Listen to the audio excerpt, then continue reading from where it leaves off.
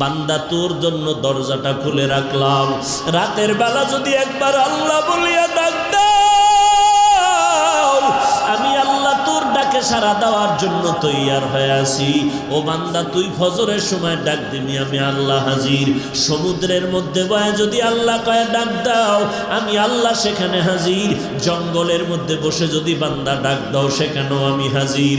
কারণ আমি আল্লাহ তোরে আদর করে বানাইছি, তোর মা তোরে আদর করে বানায় নাই, তোর আব্বা তোরে আদর করে বানায় নাই। এই জন্য তোরে জামা কাপড় দেয়, খানা দেয়, আবার স্বার্থে আঘাত লাগলে ঘর থেকে নামাইয়া দেয়। তোর মতো সন্তান আমার দরকার নাই। সুযোগ পাইলে জবাই কইরা দেয়, আবার সুযোগ পাইলে থানায় গিয়া মামলা দিয়া গ্রেফতার করায়। অথচ আমি আল্লাহ এত নাফরমানি করলি, আমি আল্লাহ একবারও রাগ করি নাই, আজরাইলেরও পাঠাই নাই। বরং আমি আল্লাহ প্রতিদিন রাতের বেলা তোরে ডাকতে থাকি। ফজরে ডাকলাম আসলি না, আমি আল্লাহ রাগ করি নাই।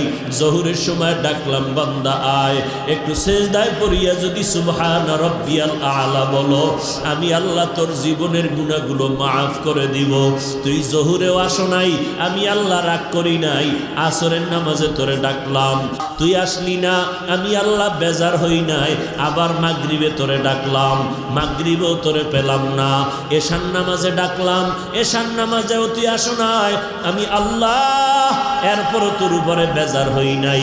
আমি আল্লাহ গভীর রজনীতে সব যখন ঘুমায় গেল, নদীর মাছগুলো পর্যন্ত নিস্তব্ধ ঘুমাইয়া আছে, পশু পাখিরা ডালপালায় ঘুমাইতেছে, কোনো আওয়াজ নাই, জিনেরাও ঘুমায়, কোনো আওয়াজ নাই, ঘরের মানুষ সব ঘুমায় গেছে। ও বান্দা পশু পাখিরা, জঙ্গলের পশুরাও ঘুমায় গেল, ও বান্দা কুকুরটাও ঘুমায় গেছে। ওই সময় আমি আল্লাহ তোরে ডাকতে থাকি, কারণ আমি আল্লাহ কেমন, লা তাখুযুহু সিনাতুন ওয়ালা নাওম, আমি আল্লাহর কোনো ঝিমানিও নাই, তন্দ্রাও নাই, ঘুমও নাই।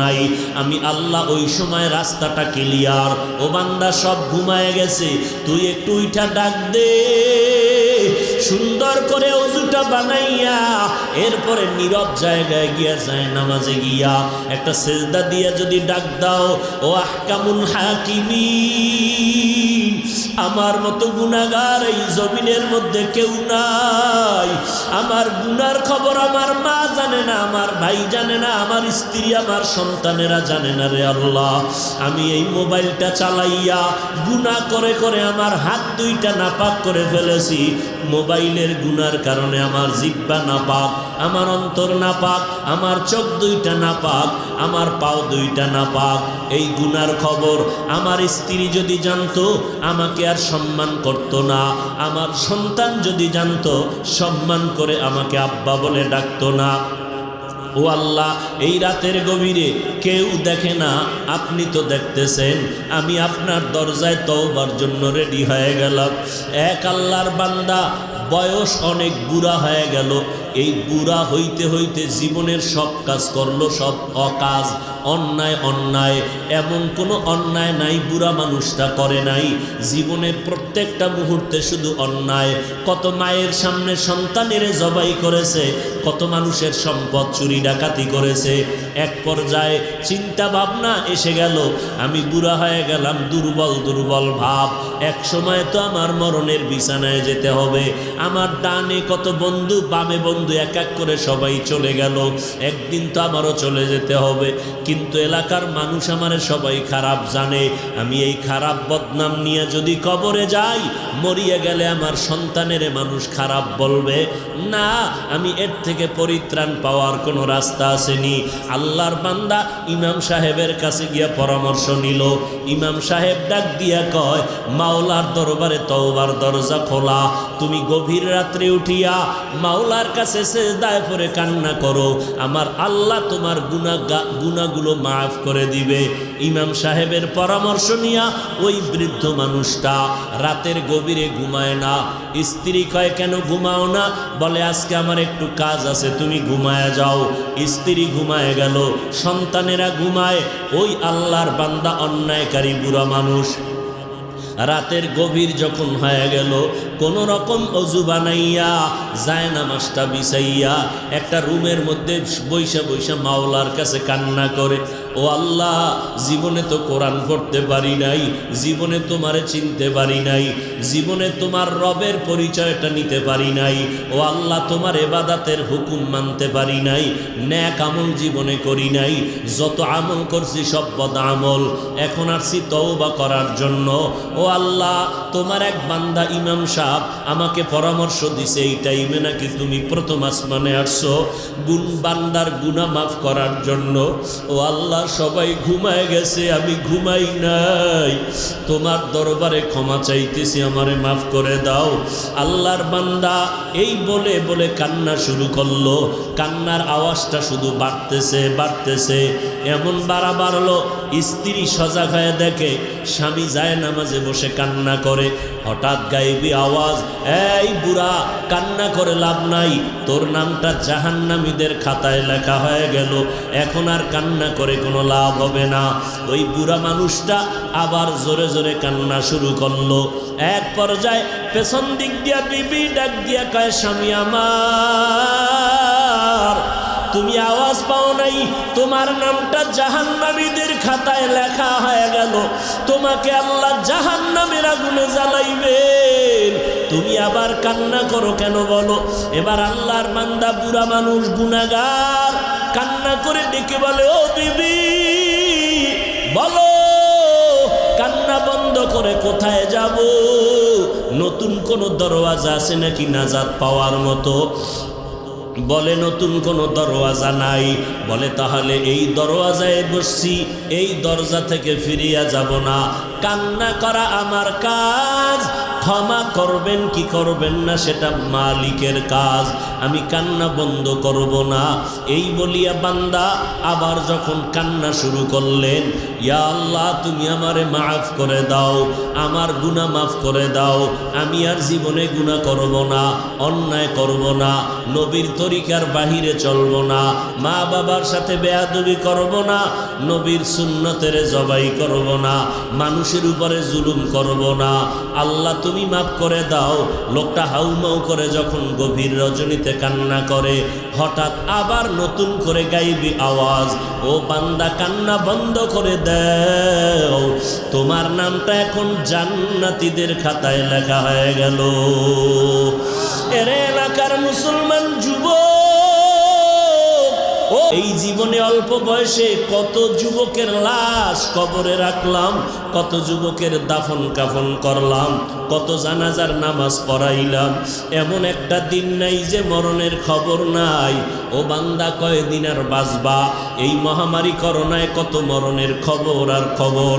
ওই অন্ধকার কবরে যেদিন ডাক আসবে, দুই ফোঁটা চোখের পানি ছেড়ে দেখো, একটু চোখ দুইটা বন্ধ করে একটা মিনিট ভাবো, আজকে আমার ডানে বামে কত বন্ধু, কত ছেলে সন্তান, টাকা পয়সা, বাড়ি গাড়ি, বিপদের খবর পাইলে সবাই দৌড়ায়, কিন্তু চোখটা বন্ধ করে এক মিনিট যদি ভাবিয়া দেখো রে বাবা, এখনই যদি আমার মরণটা হয়ে যায়, আমার আপন সন্তানের আমার গায়ের গেঞ্জিটা বেলেট দিয়া কেটে কেটে রেখে দিবে, ওই বাজার থেকে 3টা দুর্বল সাদা কাপড় নিয়ে আসবে, আমারে গরম পানি দিয়ে গোসল করাইয়া এরপরে বাঁশবাগানে কবরের মধ্যে নিয়ে যাবে জানাজা পড়াইয়া। ওই কবরে যখন আমাকে রাখবে, আমি আলেম না মূর্খ, ধনী না গরিব, কাপনে লেখা নাই, ওই কবরে যাওয়ার পর কেউ আমার সঙ্গে যাবে না, আমার মা, আমার বাবা, আমার ভাই, আমার বোন, এত বন্ধুরা কই? এখন তো সব আমারে বাঁশবাগানে রাইখা সবাই চলে গেল। ওই কবরে এখন 2জন ফেরেশতা কবরে আসবে প্রশ্ন করার জন্য। 3টা প্রশ্ন আমাকেও করবে, আপনাদেরও করবে।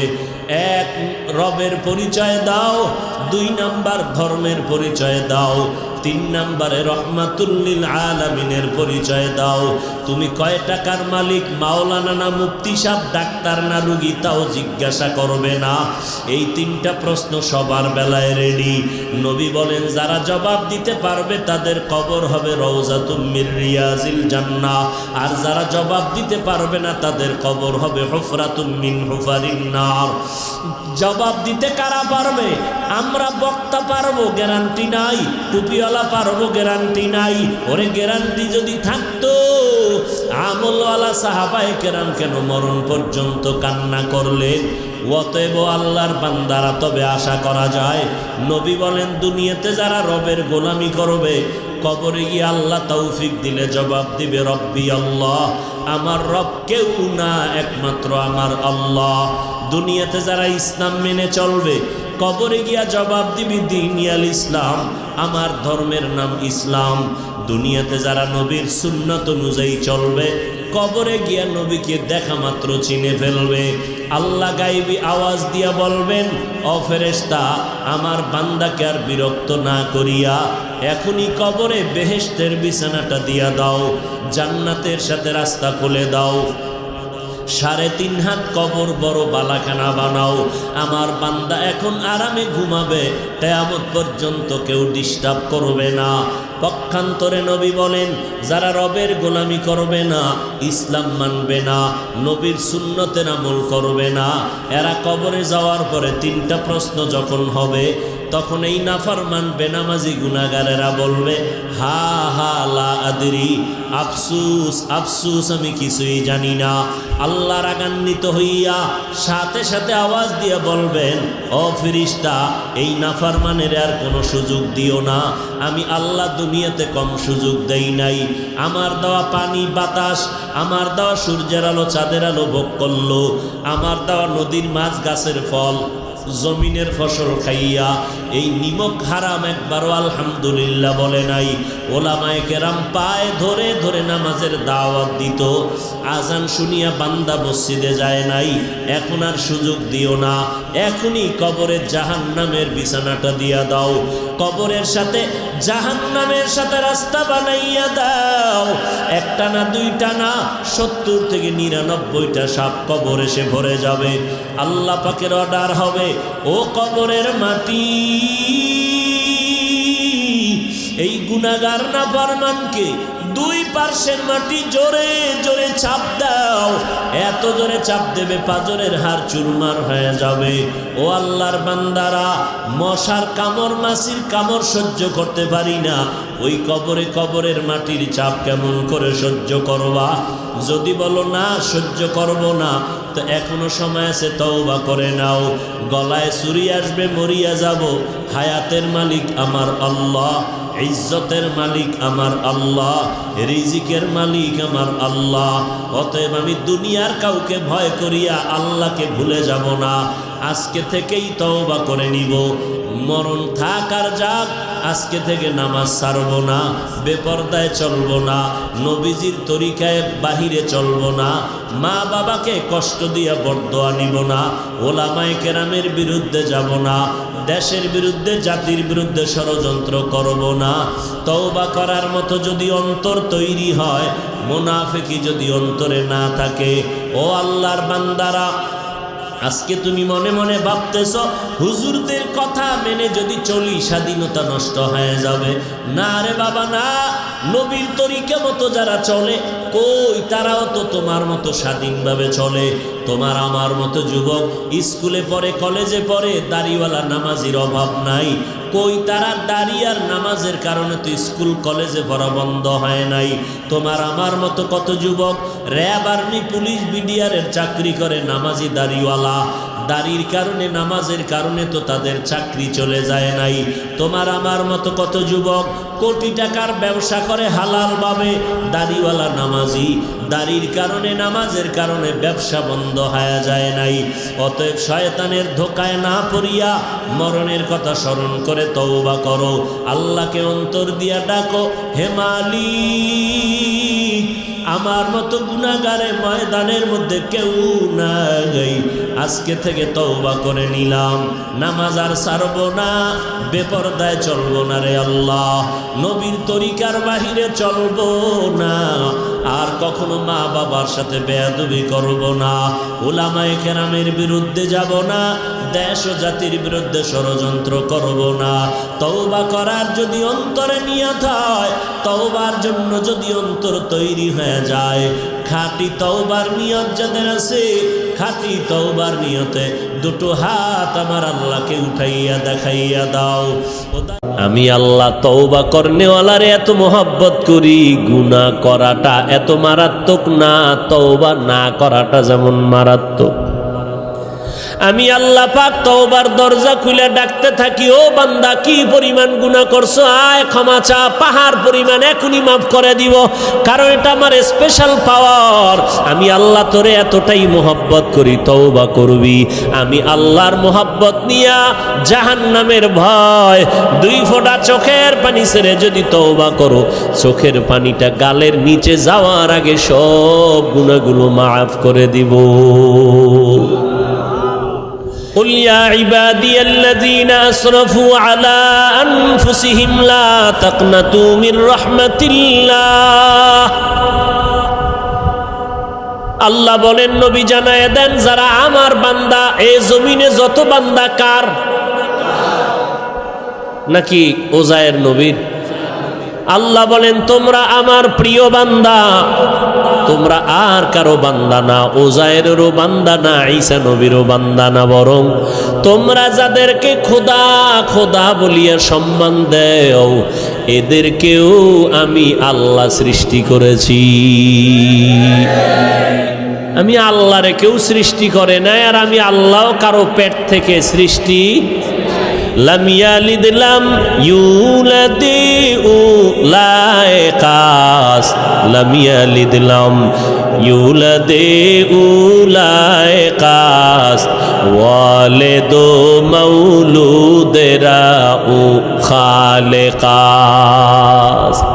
আমার আল্লাহ এক, কুল হুয়াল্লাহু, আল্লাহর সাথে আর কোন অংশীদার, ওয়ালাম ইয়াকুল্লাহু কুফুয়ান আহাদ, আমার আল্লাহর সমান কেউ নাই, জাতের দিক থেকেও নাই, গুণের বেলায় নাই। আমার আল্লাহ জাত হিসাবে এক, সত্তাগতভাবে এক, গুণের বেলায় এক। আমার আল্লাহর গুণের সাথে কারো কোনো অংশ নাই। আল্লাহ বলেন, ও নবী জানায় দেন, তোমরা আমার বান্দা, প্রিয় বান্দা, শুধু বান্দা না, প্রিয় বান্দা। কারণ আমি আল্লাহর মেয়ে নাই, ছেলে নাই, স্ত্রী নাই, পরিবার নাই, আমি এক। আমি বড় আদর করে তোমাদের বানাইলাম।